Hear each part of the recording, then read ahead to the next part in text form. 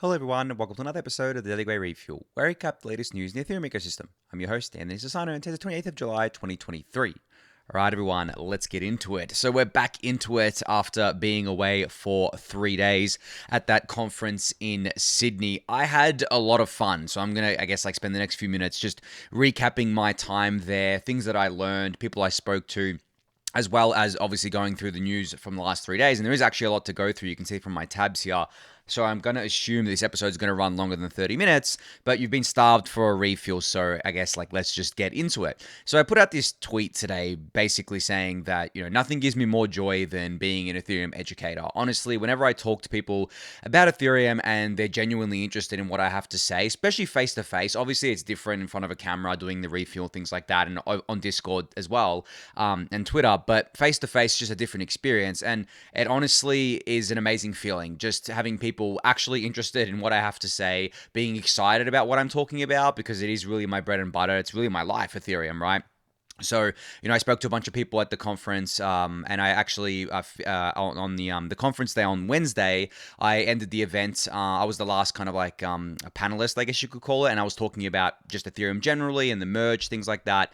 But maybe I'll take a step back and kind of explain what it was. So it was called the Digital Asset Conference. Now, it wasn't a typical crypto conference at all, really. What it was basically the one day on Wednesday where a group of, I believe, 200 or so people got together from all different kind of walks of life and talked about the crypto ecosystem, specifically in Australia, and how Australia is not batting where it should be batting. Basically, we are definitely underrepresented globally, and we need to be doing better on things like the regulatory front, on pushing innovation forward within the crypto ecosystem and things like that. Now, most of the people there I would classify as non-crypto native, right? They're not on, Twitter. They're on LinkedIn, for example, right? They're not like degens. They're not gambling on meme coins. They're not doing all the crypto native stuff that we do.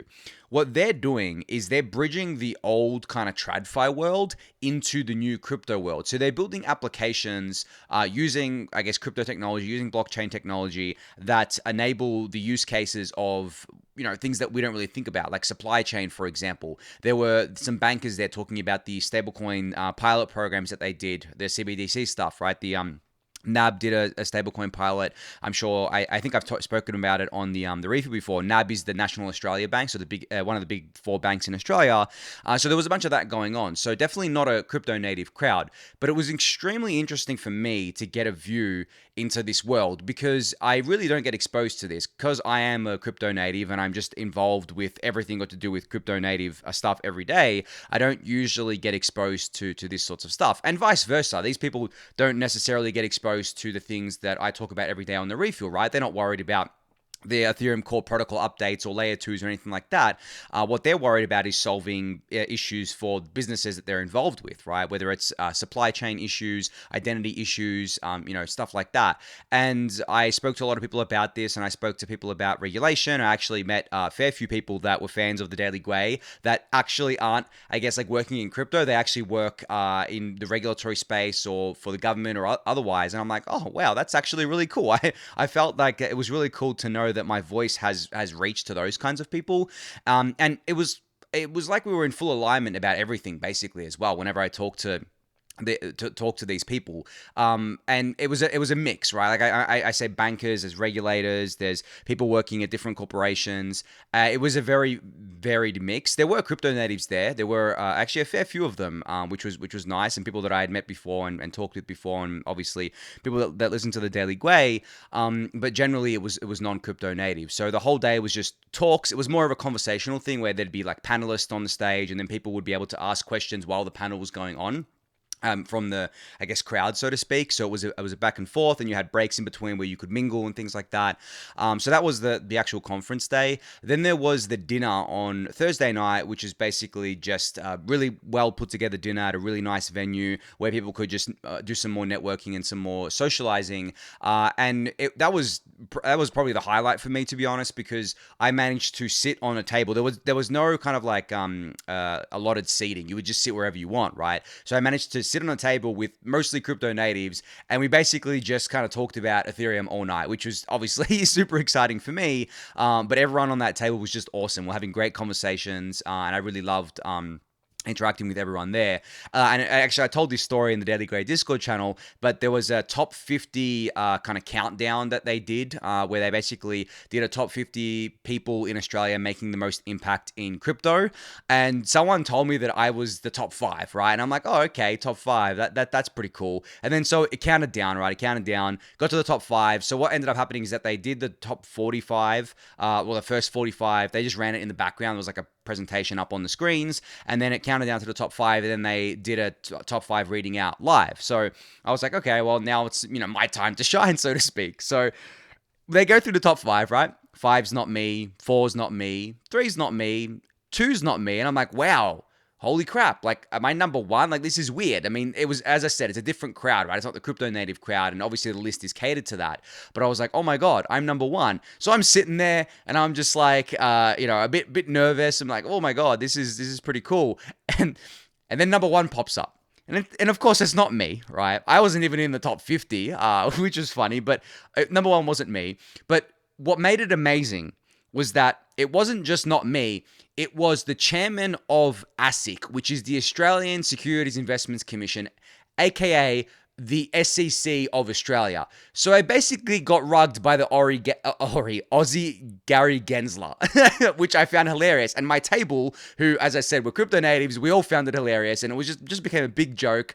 But that was just really funny because I spent like an hour expecting to be in the top 5, and then when I got to reading out all of them, and then I wasn't read out, and then I'm like, oh my God, am I going to be number 1? And then just to get rugged by the chairman of ASIC was just a highlight to top off an amazing last few days. So yeah, I mean, I'm definitely still high off the events. As I said, not the usual events I go to, but definitely well worthwhile. And a big shout out to someone called Steve Vallis, who actually organizes a bunch of these events. He basically, I would say, acts as like the bridge between crypto natives and this world. He does listen to the refuel. He told me once he listens to the refuel at 2 times speed. I already talk really quickly, and he's listening to me at 2 times speed. I would hate to know what that kind of sounds like, but he does, and he loves the show, of course. So if he's listening, big thank you to him for putting this event together. But yeah, that's basically my last 3 days up in Sydney. I really enjoyed it. I really enjoyed getting different perspectives, and my main takeaway is that there are a lot of people working on bringing the old world of TradFi and the old corporate world and the old way of doing things into the new world. It's still very early. A lot of the solutions are just proof of concepts right now. There's nothing really at scale or anything like that, but we know the reasons why that is. Infrastructure is not there. The UI UX isn't there. Still very early days just generally, but it's being worked on in the background. There are lots of good and honest and awesome people working on this sorts of stuff that you will have never interacted with before, and that you probably won't on crypto Twitter. As I said, they're on LinkedIn, they're professionals, they're in the corporate world, or they're in they're on the government side of things, regulatory side of things, but they are awesome people. And I kind of think a lot of them could be considered crypto natives because they actually do try to keep up with things. Like, they have their own kind of work that they have to do, their own day jobs, but a lot of them that I was talking to, they were pretty clued in. Honestly, I was pretty surprised. I was like, wow, okay, you are actually clued in. You actually know kind of what's going on. And then I do my thing where I start going off in a million different directions, and I start talking about more technical stuff, and then I felt like I was kind of losing some people, but at the same time, they were super interested in what I had to say, and they kept asking questions. They really wanted to know, and I got asked, this is the last thing I'll say before I move into the news. I got asked the question a lot of like, why Ethereum? Why Ethereum over everything else? Because unless you're like deeply involved in crypto, that can be not something that you kind of understand from the outside looking in, right? Like, it takes a lot, I think, of years in this industry to understand why certain ecosystems thrive and why others don't. And I used my kind of, I guess, infamous analogy that I like to use in that, well, maybe not analogy, but like framing of why Ethereum. I basically framed it like this. I said, there are projects that have missionaries or mercenaries, right? A lot of the time, there's not really much of an overlap there. And I basically said, Ethereum has the most missionaries by far, right? It has the most people that are building Ethereum because they want to build Ethereum, not because of money, not because of some other kind of profit motive or anything like that. They want to build Ethereum. They want to see the Ethereum vision come to life.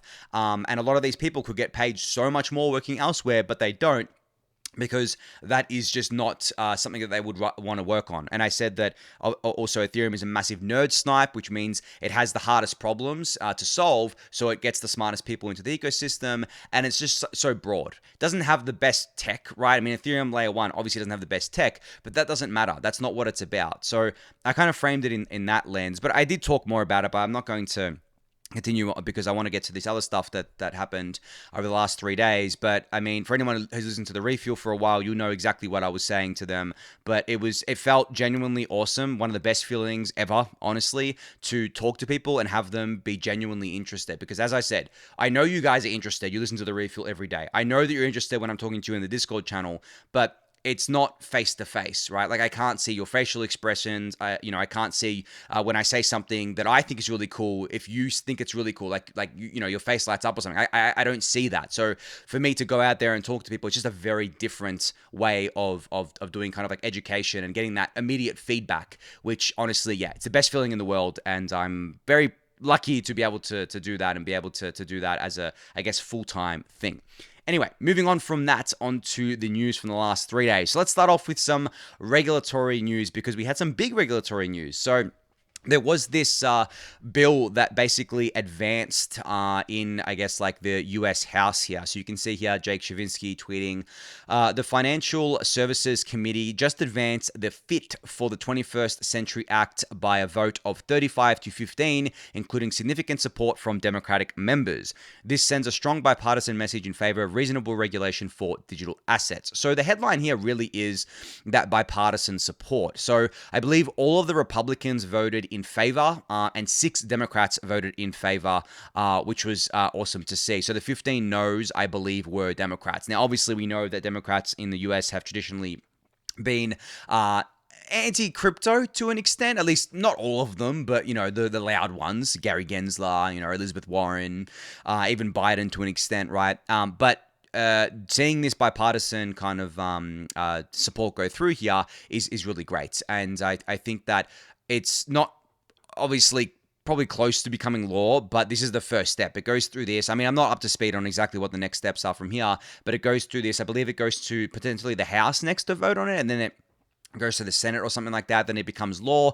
But as I said, I'm not an expert on this, and I'm not sure exactly all the steps to this, but it definitely is an important milestone on the regulatory front here on that thing. So you can, I guess, like Google for the bill, Fit for the 21st Century Act bill, or a kind of, I guess, like act generally, and go check out what that is. There was also a Stablecoin Act. So you can see here, Chairman Patrick McHenry.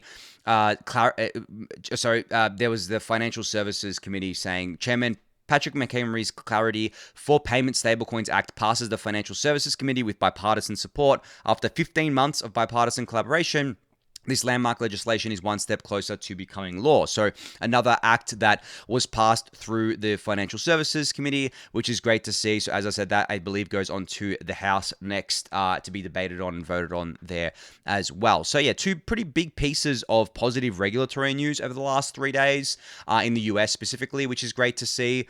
I made a comment a while ago where I basically I quoted the famous quote that it's regularly attributed to Winston Churchill, but there is debate about whether he actually said this. But it's a quote that basically says, Americans will do the right thing after they've exhausted every other option, or something like that, after they've tried everything else. And it seems like we're at that point, right, where it finally feels like the Americans are doing the right thing when it comes to crypto regulation after many, many years of doing the wrong thing, right? But again, it's too early to tell. Getting something to become law is very hard. Obviously, right now the Democrats control the presidency and the Senate, I believe, or the House. I can't remember, but they definitely have a lot of power right now when it comes to these sorts of stuff. But I'm hoping that there are enough Democrats that flip to support these kind of things that it can kind of turn the tables there. All right, so moving on to some Ethereum core development news. So Nethermind has successfully implemented stateless verification in the Nethermind client using Verkle Trees. Nethermind is now the first client that can participate in the network as a stateless client. This is a major milestone and will bring massive benefits to the network. And it continues. Stateless nodes can participate without the need to store the entire state of the blockchain, making them more lightweight and scalable. We were able to verify the blocks of the I don't know how to read this word, Kostinen testnet just by using the Verkle witnesses, including the blocks. This lowers the entry barriers for node operators and enables more individuals and organizations to join the network, contribute to its growth, and foster a more distributed network. So this is all part of the Verge roadmap, Verkle Trees that I've talked about before. That's going to be the focus after Denkun goes live, and it'll be the focus for probably 2024 and maybe 2025. It just depends on how fast we ship these things. But the fact that Nethermind has already implemented stateless verification into their clients, obviously early days, but the fact that they've already implemented it is a huge milestone. And it really does, provide a blueprint, provide an example to other clients for them to implement it, and for us to get Verkle Trees to mainnet, and for the stateless Ethereum vision to become reality. Because for a long time, this has been on the roadmap, and things like light clients, which you've probably seen talked about a lot more due to the modularity discussions recently. These things have been the holy grail, because what they allow you to do is it allows you to verify that the chain you are talking to is the correct chain without having to actually download the chain. So for example, right now with MetaMask, if you're using Infra as your RPC, you are trusting that the chain that you're interacting with, the Infra chain that you're interacting with, is the correct one, right? And you're trusting that everything's all well and good there. With a stateless client, you don't have to trust that. You have cryptographic proof that you are interacting with the actual Ethereum chain. And that's only one benefit. That's obviously a huge benefit. But the other benefit becomes the fact that you can run these stateless Ethereum clients, or these kind of light clients, on hardware that is basically very low powered. I mean, I'm talking, you're able to run this on like a mobile phone as well, because what happens is you don't have to have the whole chain. And from my understanding, you don't have to be on 24/7 either. You can just connect via the light client whenever you need to, in order to verify the chain and verify that everything's going well and good. And that's all you would need to do. And this also potentially, as part of the Verge roadmap, allows us to increase the layer 1 gas limit, because increasing the gas limit is like increasing the block size, which means that the chain becomes harder. The chain becomes bigger generally, and obviously it becomes harder to store, because the hardware requirements go up. But with the Verge roadmap, it allows us to raise the gas limit. I believe I saw some estimates that once the Verge roadmap is mostly complete, we could increase the block gas limit by about 10x and get basically the same, decentralization properties that we do today. So obviously, it's not a long-term scaling solution, because increasing the gas limit has always just been filled up. It just fills up again, because it's like adding more lanes to a highway, right? It's induced demand. So it's not a long-term solution, but it's good because it basically allows us to keep scaling with demand, essentially. And that scale would obviously apply to layer 2s as well, even though post EIP 4844, it's not going to have as big of an impact, but it would still for layer 2s that maybe want to store their data permanently on Ethereum, because as you all know, with EIP 4844, the data is only stored for a month and then it expires. And then if you want to retrieve that data, you have to retrieve it from a third-party service. Whereas if you want to keep your data on Ethereum forever, you would have to use the call data, the existing call data opcode, instead of the new blob transactions. I do wonder though, long term, if the call data opcode will be removed to force everyone to use blobs just for the health of the chain. I haven't seen much discussion or any discussion really around that. It's just something that I've been thinking about. But yeah, it remains to be seen how that shakes out there. But anyway, very big congratulations to Nethermind for achieving this milestone. All right, so light clients here proposed a new EIP 7377, which is called the migration transaction. So what this EIP would do, it would be a new transaction type that allows an externally owned account or a normal regular Ethereum address to make a one-time code deployment at their address. This would effectively migrate the account to a smart contract permanently. So I guess in plain English, this would allow you to convert your normal Ethereum address into a smart contract address or a smart contract wallet, so to speak. So for example, you could convert your normal Ethereum address into an Argent smart contract wallet, basically. And it would allow you, from my understanding, to deploy any kind of smart contract wallet that you would want, whether it's Argent or Sol Wallet or another one, right? You could choose which one you would want to convert your EOA to. Now, this, as like Klein said, would be a one-time thing. It would be irreversible, from my understanding. You wouldn't be able to go back to being an EOA, so you would be permanently a smart contract wallet. Now, of course, there are security considerations for this because obviously with smart contract wallets, there is a larger attack surface. But I think this is something that is pretty critically important generally to Ethereum and to the adoption of smart contract wallets generally. And I do hope it can potentially be included with the upgrade after the next upgrade after Denkun, which I've already forgotten the name of because I remember the other day I was talking about names that people were debating and now I've forgotten them at this point. But yeah, the next upgrade that would happen maybe Q2 or something next year could potentially include this. So you can go give the EIP itself a read for yourself. I'll link it in the YouTube description below. But this is definitely exciting and definitely something that has been in the works for actually quite a while. It's I believe this EIP is a spiritual successor to EIP 2938 and EIP 3074 from my reading. So yeah, this isn't anything new, but the EIP itself is new, but the discussions around doing this isn't new. So yeah, hoping to see the discussion evolve around this and seeing how it all shakes out. All right, so we have a new data visualization for MEV-boost bids. So this is a real-time visualization of all the MEV-boost bids happening on the Ethereum network. You can go to payload.de/data/data to check this out. Now, this is really cool because you get to basically get a breakdown of the builder, the validator, and the relays all in real time of what's happening in the Ethereum mempool, and it's broken down in, by a bunch of different metrics here. I'm not going to go through them all and explain them all, but you can check out this website for yourself. I'll link it in the YouTube description below. But this is what's basically happening in the mempool, guys. Like it is I wouldn't say it's a complex environment, but it's basically a very well-oiled machine at this point, right? You have the builder that submits the blocks to the relays, and then the relays relay them to the validators. The validators propose the block, and I guess like that's the way the Ethereum network works these days before in-protocol PBS, because this is done through the MEV-boost network, obviously. But even with in-protocol PBS, I wonder if it would look similar to this. It would, and obviously it wouldn't have things like relays and stuff like that from my understanding, but I think it would look pretty similar here. So yeah, you can check this out for yourself. It's actually got a pretty healthy amount of data here for something so new. So yeah, I'll link this in the YouTube description below for you to check out. All right, Geode Finance is now live on testnet. So they're calling themselves Ethereum's first truly trustless liquid staking library, enabling users to create unique pool and token setups.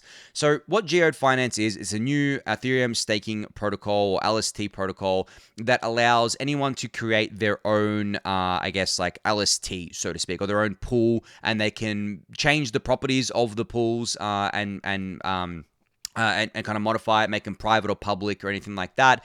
It does share similarities, I guess, with Stakewise V3, as I've spoken about before, but definitely has a few different pieces to it. And you can check out, obviously, all the information about this in the YouTube description below, but some of the features include permissionless creation and ownership of staking pools. So you can create a public pool where anyone can access and mint the LST. There are private pools, as I mentioned as well. Choose your own LST type, which is really cool. So you can choose from rebasing tokens to value accrual tokens, standard ERC20, ERC20 permit, or even no token, and complete yield separation as well here. So another really great and innovative player entering the LST space. As I said, they are on testnet right now. They're not on mainnet just yet, but this is what I've been talking about for quite a while now. We need more of these protocols coming online to increase competition generally for the Ethereum staking ecosystem and to make everyone else better. And I was having a discussion with a friend recently about this and saying that I don't think there's going to be like tens of major LST protocols, right, that have like the majority of market share. But the point is that the more that there are, right? And the more, I guess, like good ones that there are, the more competition there is, and the better the overall ecosystem gets. And that's the whole point, right? Because at the end of the day, we want the Ethereum staking ecosystem to be as distributed, as decentralized, as resilient and reliable as possible. And we won't get that if we only have like a handful of solutions that basically get entrenched and then they don't feel threatened. Because, for example, Lido, if Lido just existed and that was it, like there wasn't Rocket Pool, there wasn't Stakewise V3, there wasn't Geode, there wasn't Swell, right? It was just Lido. There wouldn't be much innovation there. They would literally have no reason to change anything other than trying to drive value to the LDO token. But if they've got no competition, then naturally they would drive value to the LDO token because they would probably have a monopoly, right? They do have a large market share, and that would probably be even bigger. It would definitely be even bigger if it wasn't for the competition, right? So the more competition that comes online, even if they're only chipping away at the dominant players, they're still pushing them forward because the dominant players see this, or the bigger players see this, and like, oh my god, wow, our market share is going down. We actually need to do something about this. And then the smaller players see and react to that and say, oh, okay, these guys are doing this. We need to increase our market share. We need to do more. Let's do more. And I think the perfect example of this is the Lido Rocket Pool dichotomy, right? Where Lido's this huge LST. It's centralized, right? It's definitely not decentralized right now. Whereas Rocket Pool has been built from the ground up as a decentralized staking protocol. It still has kind of like, I guess, centralized aspects to it, so to speak, right? But like not like Lido, right? Not the node operator set. It's more around the governance and things like that. But when you kind of look at that, right, and you look at the incentives there and look at what's happened there, Rocket Pool started from zero, obviously, when Lido already had a massive market share, and it's been slowly chipping away. And if you haven't checked lately, Rocket Pool's market share has continued to increase. I mean, you can go to rated.network. I visit this site quite regularly, even though I've said before that you shouldn't be looking at this every day. I look at it regularly, not every day, but I look at it regularly just to monitor things, not to draw any kind of real signal from, but just to monitor things. But even this, like Rocket Pool is still, it's at 3.12%, right? It's just been slowly chipping away. Lido has hung around the same percentage here, or gone down a little bit. It's at 32.16%, but it's all about that chipping away there, right? And Rocket Pool, over the last few months especially, the community has really kicked it into high gear and basically said, we need to be doing more. They shipped Atlas, right, which brought the node requirements down, or the ETH requirement down.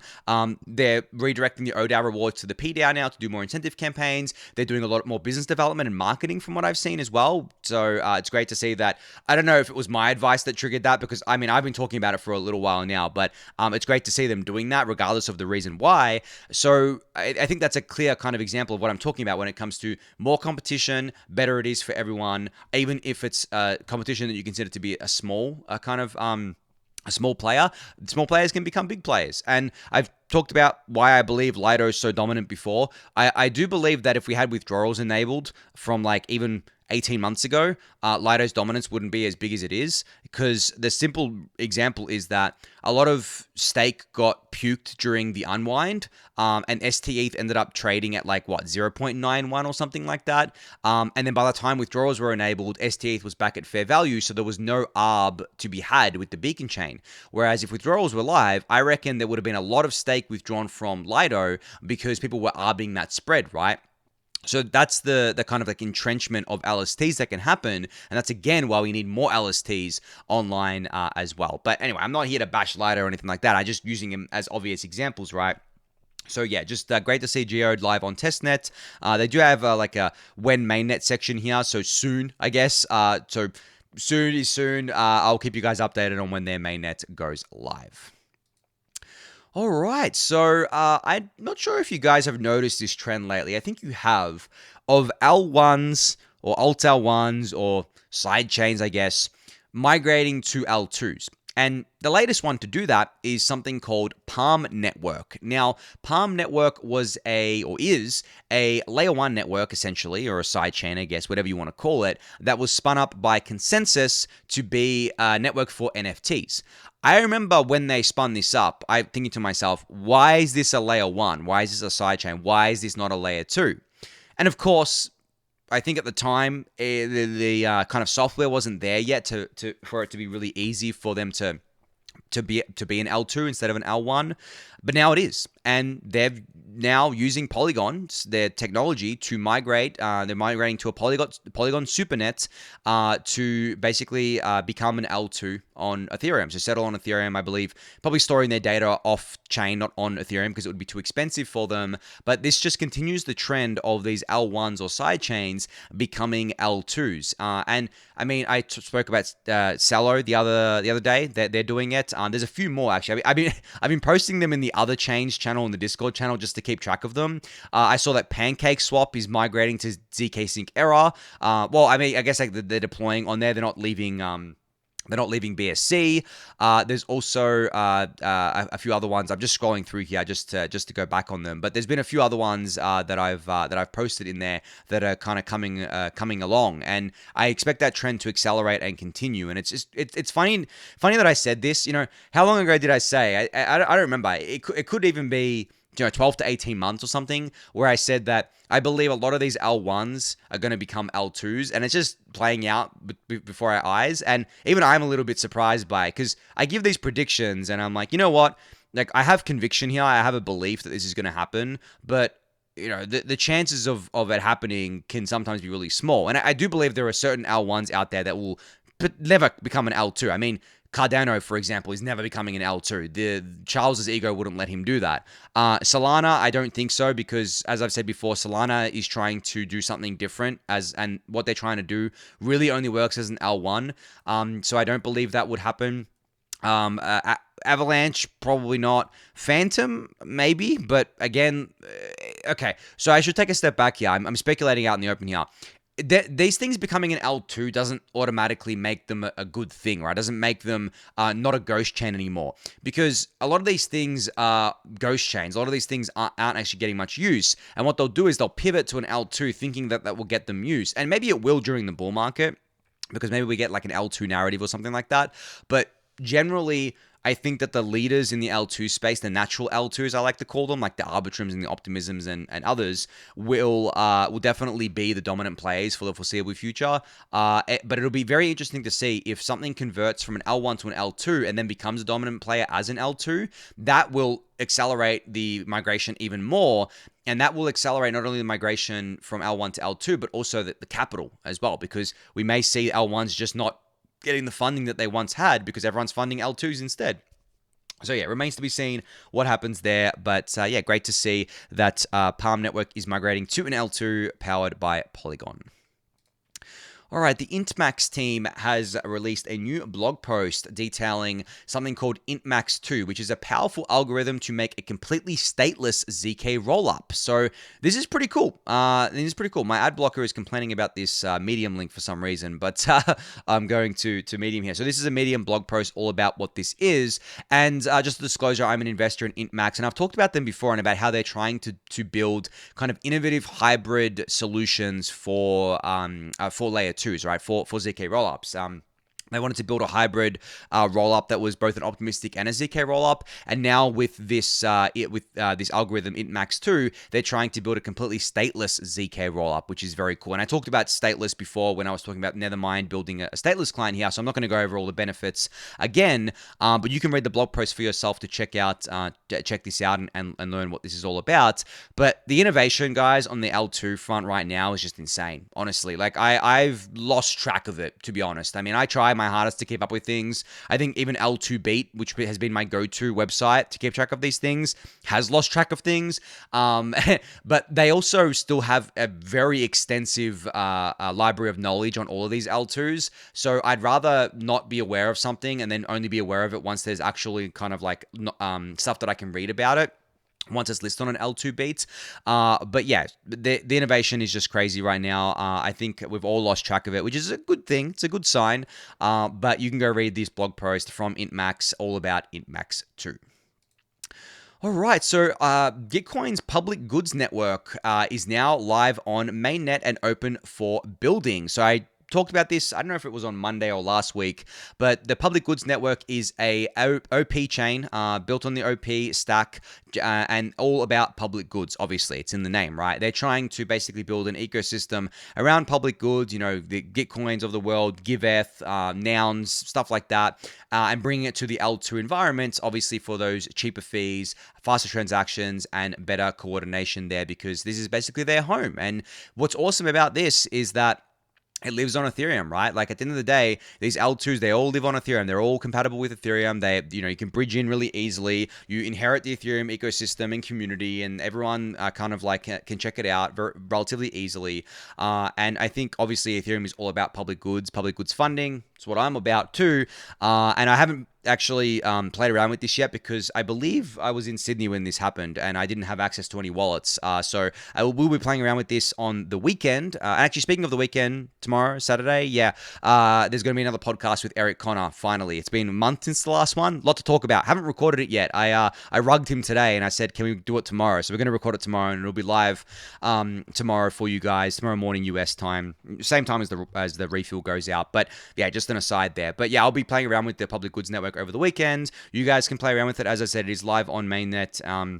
And open for building, open for playing around with. Check out all the details in this Twitter thread. I'll link it in the YouTube description below. All right, so speaking of the OP stack, Optimism put out a Twitter thread and a blog post titled Introducing the Law of Chains, which is what they're calling their open neutrality framework for participants in the superchain ecosystem. Now, I believe I spoke last week about how Base is adhering to this open neutrality framework and about how it was going to be published this week. But basically, its purpose is to promote core principles of user protection, decentralization, and economic autonomy as foundations for the developing superchain.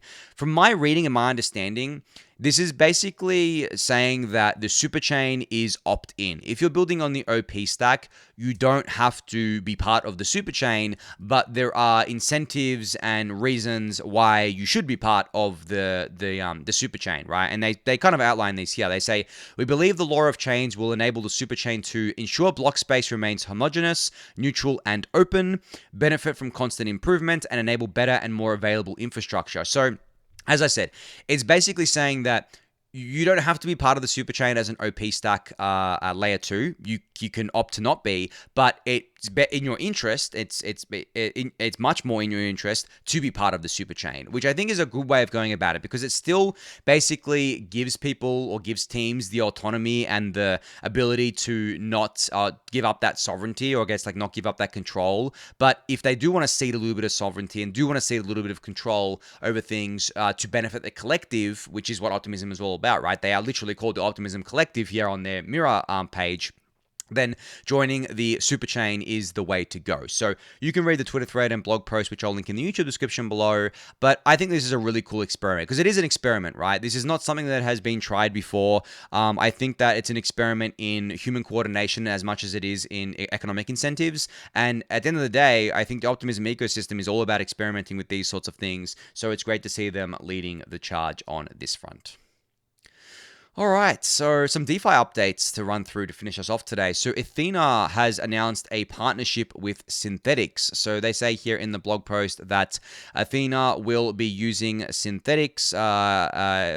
They'll be building their first decentralized perpetuals exchange integration on the Synthetix platform. So Synthetix has been around for a while, as you guys know, and they've gone through many iterations. They're actually going through another one right now, and they're trying to build the original vision of Synthetix. That they're kind of like a centralized exchange, but on a decentralized platform. So essentially taking what's good about centralized exchanges and making them fit for DeFi. And I think obviously those sorts of things need a good on-chain stablecoin and one that's better than the existing ones. And that's what Ethena is trying to build. And I talked about Ethena the other day, and when I announced their funding round, which, disclosure again, I'm an investor in them. And I talked about how they're building this stablecoin that is backed by staked ETH and backed by the funding rates of basically perpetuals markets, and obviously Synthetix being a platform for that, it just makes sense for this integration to happen. So great to see this happening. You can read full details about what this actually is in this blog post, which I'll link in the YouTube description below. But yeah, I mean, I think the general theme and trend that I've been talking about for a little while now is this as I said, I don't want to call it DeFi 2.0 or DeFi 3.0. I hate those terminology because DeFi 2.0 ended up being all Ponzi's. DeFi 3.0 is just stupid. I mean, how many times are we going to rebrand this thing? But generally, I guess when I refer to these newer, more innovative DeFi protocols, they are a step above what we've seen before. They may not be like a 0 to 1. It's too early to tell. 0 to 1 requires a pretty big leap. But in terms of what we've seen in the past and what we're seeing now, not just Ethena, but a bunch of other protocols that I've seen out there and that I've talked about before on the Refuel, they're trying to do something radically different than the status quo. It may be the same kind of product. Obviously, a stablecoin is nothing new, right? Like we have plenty of stablecoins, but Ethena is trying to do something radically different. There is a bunch of projects that I've looked at. There is an AMM one that I've invested in that is still in stealth. They're trying to do AMMs in a radically different way, not just trying to copy Uniswap, basically, right? Trying to do it in a radically different way. There's a money market that went live recently that I'm also an investor in, Lyra Finance. I'm not just pumping my bags here, guys, but you probably noticed the trend that the only DeFi that I've really invested in lately have been the things that I actually think are innovative in pushing the space forward. But some of the existing protocols are still doing that too. Like Uniswap, for example, obviously is really pushing the space forward. CowSwap innovated and pioneered a lot of stuff. Maker is even pushing the space forward. And I know some amongst us who are OGs or ETH OGs feel like Maker betrayed us because they didn't stick to the vision of a truly decentralized stablecoin. And I've said before that I don't actually think a truly decentralized, scalable stablecoin can actually exist. And I've explained that before. I'm not going to rehash it now. But what Maker is doing with the real world assets things, which is another thing that I've spoken about recently, is critically important. And I do think that Maker being a real world asset platform, not being a decentralized kind of stablecoin platform, is a much better use of Maker. And I really do believe that they are the forerunners here. They're going to bring a lot of capital on chain as well. They're going to bring a lot of outside capital that hasn't existed on chain. They're going to bring it in and it's going to benefit everyone. So yeah, just a bunch of really cool stuff happening in DeFi right now. And Ethena is definitely one of them. So you can go check out these blog posts. I'll link it in the YouTube description below. Lyra has announced their V2. So they said here, Lyra V2 is coming. You can join the waitlist to receive early access to the product and a first look at the Lyra announcements. So there is this blog post here announcing Lyra V2. So the TLDR is that Lyra V2 is a spot, perpetuals, and options trading platform designed to be secure, performant, and easy to use. And the biggest announcement of this, which I think a lot of people missed because I didn't see many people talking about it, was that Lyra is going to be building their own chain. So they're going to be building something called the Lyra chain, which is an OP stack rollup providing high throughput, low cost settlement of transactions to Ethereum mainnet. So this is actually pretty fun because Lyra started on Optimism because that's where Synthetix was and they were light on Synthetix. Then they migrated to Arbitrum and I believe they used GMX on Arbitrum instead of Synthetix because I don't think Synthetix is on Arbitrum. I can't remember. It's, as I said before, it's too hard to keep track of everything these days. And now they're migrating to their own app chain, basically. And I think that's pretty ambitious. I think that they're definitely pioneering here because app chain, like L2 app chains are relatively new, but I think it can work. DYDX proved it out, I think. I think they just fumbled the ball completely with it. And I'm waiting for them to pivot back, by the way, away from a Cosmos chain and to a layer 2 again, because I think as I explained at the time, I think it severely misjudged their decision in doing that. And I think that they made a really bad decision there, but we'll see. But yeah, I'm actually pretty excited to see how all of these app chains kind of play out because I've long maintained the view that app chains are good, but I didn't think that they were good as layer 1s. And that's exactly what the Cosmos ecosystem tried to do, right? They tried to do sovereign L1 app chains. I just didn't think it made much sense for a number of different reasons. I think as an L2, an app chain makes much more sense. And that's what we're seeing kind of playing out here. So yeah, Lyra V2 is a pretty big upgrade to Lyra. With a bunch of different things in here, not just the Lyra chain, but you can read the blog post for full details on that. I'll link it in the YouTube description below. Last couple of things to get through quickly. Gravita has been deployed to Arbitrum. So for those of you who don't know what Gravita protocol is, it is an ETH-centric borrowing platform for LST. So basically, you can kind of put LSTs in and mint the Gwei stablecoin here. And you can see here that they're saying enjoy extremely low cost borrowing starting from a new minimum of 200 GRI and the same one-time only 0.5% fee. So taking the kind of liquidity approach to kind of like minting this stable coin here. So you can go check this out, check out the details. I'll link it in the YouTube description below. But yeah, it's great to see them deployed on Arbitrum here, obviously opening up their product to more users. I wonder sometimes like how many of these protocols are going to create their own chains, right, with the app chain stuff, because is it going to be is it going to be like everything's going to have an app chain but also be deployed on the generalized kind of chains? And like what does that look like? It's weird, because the incentive then becomes for the developers of the project to focus on the app chain, right? Because that's where a lot of the value can be captured rather than the generalized one. So does the deployment on the generalized chain fall behind? I don't know. There's so many open questions right now, guys, around this stuff, but it's still very cool to see this. So yeah, you can go check out this for yourself. I'll link it in the YouTube description below. All right, last thing, and this is exciting. You can now use your .eth name on Farcaster at the protocol level. So basically your Farcaster username or at can now be your ETH address. So for example, I can have at sassel.eth as my handle on Farcaster. And I did I did cast on Farcaster the other day that I'm going to be spending more time on that platform, and you're probably going to see some Farcaster tabs pop up from now on, because honestly, Twitter is a mess. Crypto Twitter isn't what it was, to be honest. A lot of the smart people seem to have moved away or moved off of it because of the toxicity that's on there. I went on Farcaster the other day. I was like, wow, okay, there is actually a lot of people here now. It's pretty active, and I know it's still invite only. I believe they're opening it up at some point later in the year to everyone. I do have some invites left, so as I've always said, if you are interested in being on Farcaster and you're interested in being active on there, reach out for an invite. I'll be sure to shoot one across to you. But yeah, now you can set your ENS name, or your .eth name, I should say, as your handle on Farcaster, which is very exciting there. But anyway, that's going to end today's extra long episode. So thank you everyone, as always, for listening and watching. Be sure to subscribe to the channel if you haven't yet. Give it a thumbs up, subscribe to the newsletter, join the Discord channel, and I'll catch you all next week. Thanks everyone.